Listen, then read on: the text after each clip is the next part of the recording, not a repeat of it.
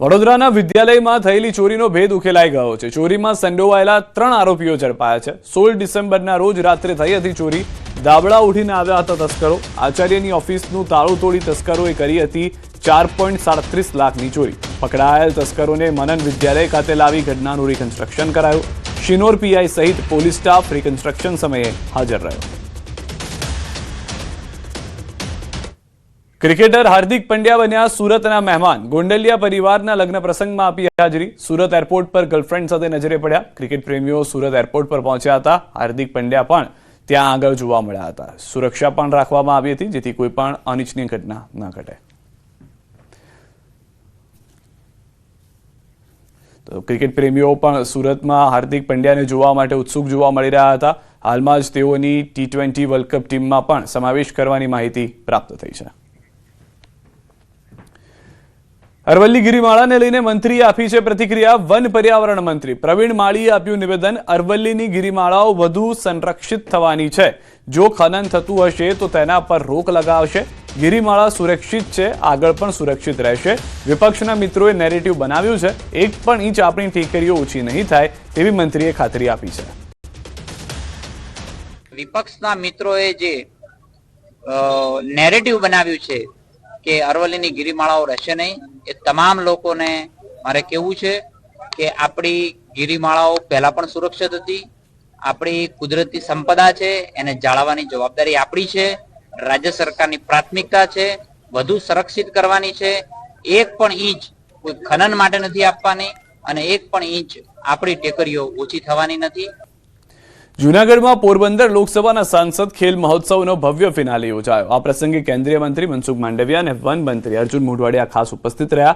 ખેલ મહોત્સવમાં 12 વર્ષથી લઈને 82 વર્ષ સુધીના 30,000થી વધુ ખેલાડીઓએ ઉત્સાહભેર ભાગ લીધો। યુવા શક્તિથી લઈને વરિષ્ઠ નાગરિકો સુધી સૌએ રમતગમતના માધ્યમથી એકતા અને સ્વસ્થતાનો સંદેશ આપ્યો।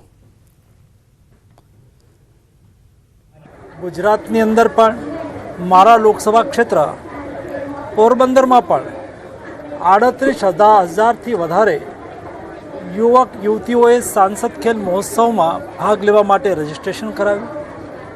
સાંસદ ખેલ મહોત્સવના માધ્યમથી આજે એના સમાપન અવસરે આદરણીય મોદીજી ઉપસ્થિત રહી અને દેશના યુવાનો અને સાંસદ ખેલ મહોત્સવ આયોજન કરનાર સાંસદોને પ્રોત્સાહિત કર્યા, અભિનંદન પાઠવ્યા।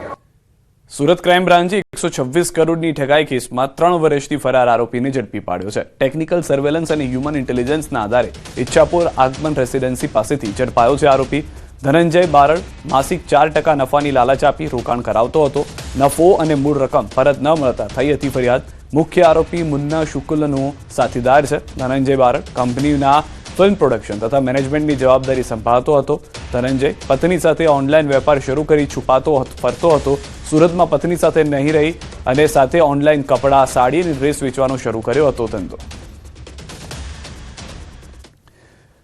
રાજકોટથી સમાચાર। બાયપાસ પર ટ્રકે પલટી મારી સાઈડમાં પાર્ક કરેલી કાર પર પડ્યો ટ્રક કાર પર પડતા ભારે નુકસાન। સદનસીબે કોઈ જાનહાની નથી થઈ। કારમાં અન્ય કોઈ વ્યક્તિ ન હોવાની જાણકારી છે, પરંતુ જે કારની પાછળના દ્રશ્યો આપ જોશો તો જાણે બુકડો બોલી ગયો હોય તેવા દ્રશ્યો જોવા મળી રહ્યા છે કે જ્યાં આગળ ટ્રક પલટી મારી અને સીધો જ કાર પર પડ્યો હતો, જેના કારણે કાર આખી ચગદાઈ ગઈ હતી। સુરતના ખડોદરા વિસ્તારમાં બાંગ્લાદેશમાં હિન્દુઓ પર થઈ રહેલા અત્યાચારના વિરોધ કરવામાં આવ્યો છે। વિશ્વ હિન્દુ પરિષદ દ્વારા બાંગ્લાદેશ મુર્દાબાદના પોસ્ટર્સ લગાવી ઉગ્ર વિરોધ પ્રદર્શન કરવામાં આવ્યું। રસ્તાઓ અને જાહેર સ્થળોએ પોસ્ટરો લગાવી આક્રોશ વ્યક્ત કરવામાં આવ્યો। વીએચપી કાર્યકરોએ આક્ષેપ કર્યો છે કે બાંગ્લાદેશમાં મંદિરો અને હિન્દુ સમાજ પર સતત હુમલા થઈ રહ્યા છે, છતાં આંતરરાષ્ટ્રીય સ્તરે આ મુદ્દે યોગ્ય ધ્યાન આપવામાં આવતું નથી। હાલમાં આ વિસ્તારમાં શાંતિપૂર્ણ માહોલ છે અને પોલીસ દ્વારા પરિસ્થિતિ પર નજર રાખવામાં આવી રહી છે। ये रास्ते पे जिसने भी लगाया वो लोग को थैंक यू, दिल से थैंक यू। और हमारे हिंदुओं के ऊपर बहुत अत्याचार हो रहा है। बांग्लादेश में जो भी हुआ उसके खिलाफ हम आवाज उठाएंगे। टीपू चंद दास जी की जो हत्या निर्मम हत्या हुई है बांग्लादेश में, उसके विरोध में हमने यहाँ पे पोस्टर लगाया हुआ है।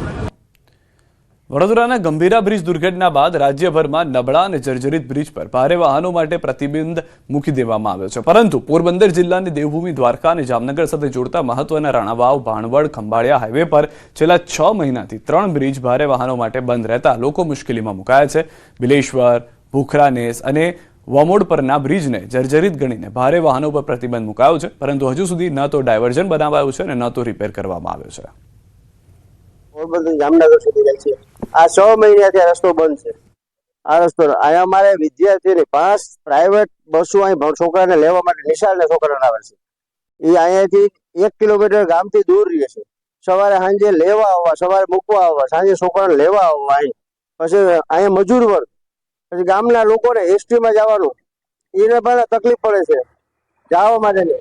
કે અહીં ઘરેથી જવું હોય સવારે વહેલા નીકળે સાધન મળતું નથી. આજે 6 મહિનાથી એસટી બંધ છે.